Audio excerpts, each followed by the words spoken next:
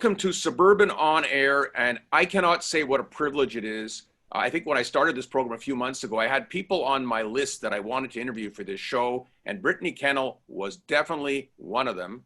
Of course, we all remember her 2016 from The Voice, the pride and joy of Beaconsfield. Welcome, Brittany. Thank you so much. Thank you for having me.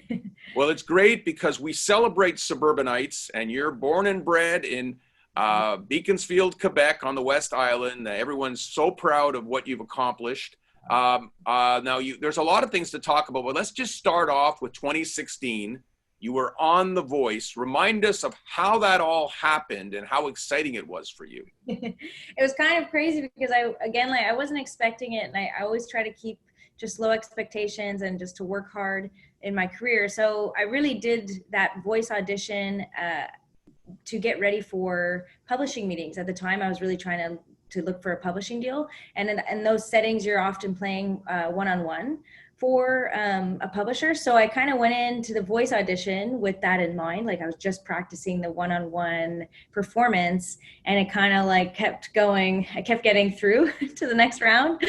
And next thing you know, I was on the show, and that was it. And it was an amazing experience. I went just before live. So I did the chair audition, the battle, and then the knockout. So it was pretty awesome. And I mean, you were seen on a show that was watched all over the world, millions of people. I mean, you had to be pinching yourself. Absolutely. And honestly, like I just, nerves are a big factor when you're stepping onto a stage like that. So I really just tried to stay as focused as possible, and just to do my one goal is to put on a good performance, especially because, like you said, millions of people are watching around the world. And like, I just wanted to know at the end of the day that I walked away with a good performance. I didn't necessarily, of course, winning would have been great, but that was not on my mind at all. I just wanted to do a good job. And you were living in Nashville. You were a country music fan. Now you've been back in Montreal, living here for how long now? It'll be 2 years this Christmas. And why did you come back? And we're very happy you did, by the way. I know, honestly, the timing is really uncanny. I'm so grateful to be home during this time period. I moved home on a whim. It wasn't necessarily planned, but I kind of went through a breakup. And I came home to heal, be with my family. I just wanted to be home. And the more I was here, the more I was like, I think I kind of want to stay. So that's kind of what happened. There was a chance that I was going to move back, but I'm loving Montreal and being around family. So. And so you didn't stick up for the Nashville Predators. You remain loyal to the Montreal Canadiens, right? Always loyal to the Montreal Canadiens. Did you ever run into PK Subban when you were there? I did, yeah. I ran into him at a restaurant, and I was like, "Oh my God, I'm from Montreal. You're from Montreal." And he was like, "Okay." So the exciting news here we're talking about is this First Up with RBC Music. It's a competition to support emerging Canadian musicians during this COVID-19 pandemic. You have a great single that was released August 25th on Instagram. Tell us about this competition, how you got involved in it, and about your song. Well, it's funny, like you said, during this time period, we had a lot of shows booked. We had just a lot of, plans for the summer, and it was kind of just wiped away. And in my eyes, I was like, okay, if this is what we're being faced with, like, let's figure a way how to adapt, and let's start doing videos, and let's do online content, and let's keep moving, no stopping. And so when I came across the RBC ad for their program to apply, and at this point we're just trying to do everything we can online, my team and I. So we applied and we got selected, and what a great program. I mean, they're supporting artists all across Canada. Every Friday, Saturday, Sunday night, you can watch performances from, I believe there's 5 or 6 artists per night that are doing 3 sets of 10 minutes, and you can just check out all these people that are creating across Canada and creating art and creating music, and just such a cool program to be a part of and to have also as an artist. I went through my career, in Nashville without a lot of support like that from community efforts. And so it's really nice to have a program like that here. What is the song that you performed? I know actually I watched it on Instagram. There was more than one. It was Yeah. like a mini concert. Yes, absolutely. Yeah. So we had 3 sets. I believe we did some new songs that are unreleased at the moment. So if anybody wants to dig through those and hear those, they're in there. But yeah, we did my new single, You Don't Get Me Stoned. We did my first single, which we released in February, Eat, Drink, Remarry. We did some older songs that I've played, Speed Queen, that I have on Spotify and Wallow. And then of course, just a couple of new songs in there that we're hoping to put on the record for next year. So. I think it's great that RBC stepped up. I mean, I work by day at the school board. They're fantastic supporters of ours.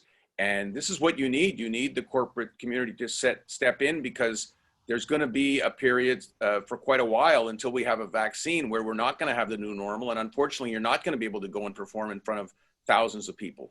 Exactly. Yeah. And that's it. It's like just really nice to have that support through this time. And it's also, encouraging, I think, to other artists too, that, if, for those who got selected through the program, are kind of sharing, that this exists, that there is support out there for other artists. And I hope it inspires other artists to keep writing and creating and to not stop, because there is support there from the community. Brittany, how frustrating is COVID for you? I'm talking strictly as a performing artist I've spoken to many people in your boat right now, but how are you feeling about it? I mean, it has to be really frustrating. It was frustrating at first, for sure, but just because, we had, our year planned out. We had some festivals going on that we were going to be a part of. And, it kind of felt like the ball was rolling, and all of a sudden it kind of just came to a hard stop. So that was frustrating. At the same time, I've just tried to really see the silver lining in this whole time, and it is difficult, but I think we're connecting on newer levels. It's given me time to step back and create and write a little bit more, and at the same time, I do feel like people are looking towards how they can help and support more locally. I think people are turning to their local coffee shops to support, their local restaurants to support. And I think that goes for the arts as well, where people are looking around saying like, oh, this artist is up and coming. Like, let's check out the video. Let's share it. I just feel like there's a little bit more of a camaraderie and support online for the arts and for music. So frustrating, but at the same time, like, I've adapted, and I'm I kind of just did a pivot, and I'm like, all right, this is where we're going now. Let's keep going. And it hasn't stopped me yet. So very impressive. And now I'm also a big fan of Sirius XM Canada. I've been subscribing for at least 10 years now. I listen to it all the time. I must tell you, I'm a Howard Stern fan, but I do listen to everything, and I know they're big on country music. And you ended up being with Sirius XM Canada's next big country music star, and they've got an interesting competition that's taking place. I believe it's taking place over an extended period of time. You were chosen as one of the, I think, maybe 10. Tell me about that. Yeah. Again, just another, like you, I'm a big fan of SiriusXM and what they do for artists, and just another amazing opportunity during this time to be a part of such an amazing competition. And so, yeah, so it started off, I mean, we knew early on in the year that we were part of this contest.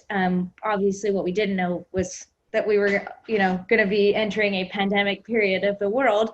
So they kind of adapted as well and extended the competition to next year, just because it is a competition where the top 3 finalists get to perform at Boots and Hearts, get to be a part of the CCMAs. And so, but at the same time, I think the beauty of this contest is that it's really, again, supported the community. It's, all of us 8 artists, we're getting mentorship programs, we're getting to know each other, we're getting to be a part of a community across the country, and all in support of SiriusXM. And they're creating just some amazing opportunities for us. So just, again, a wonderful opportunity to be a part of, and really grateful.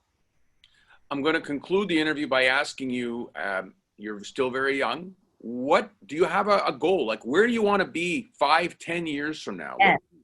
I mean, at this point, like, I've really, I just want to keep climbing. I want to keep going. I want to be, a well-known Canadian artist. I want to represent Montreal. I want to represent Canada. I want to Beaconsfield?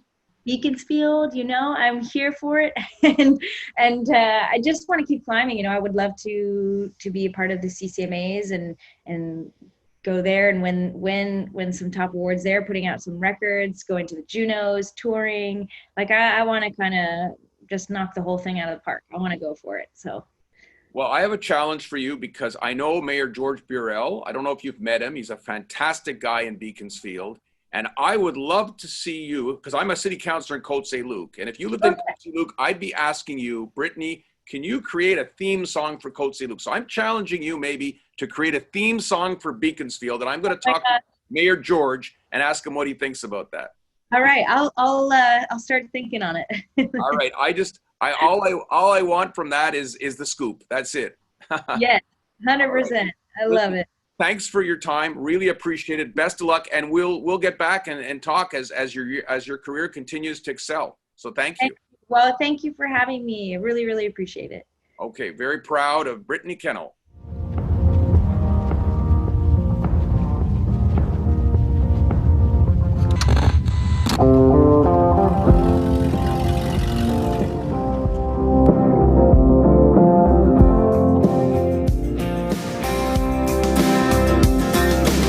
Like that, we did like a match. I was flying like an eagle. Gave me that rush, the sweetest buzz. Should have been illegal. What goes up must come down. I took a hit, then put you out. You were only recreational. You don't get me slow like you used to. You don't get me high like you did before. It's over.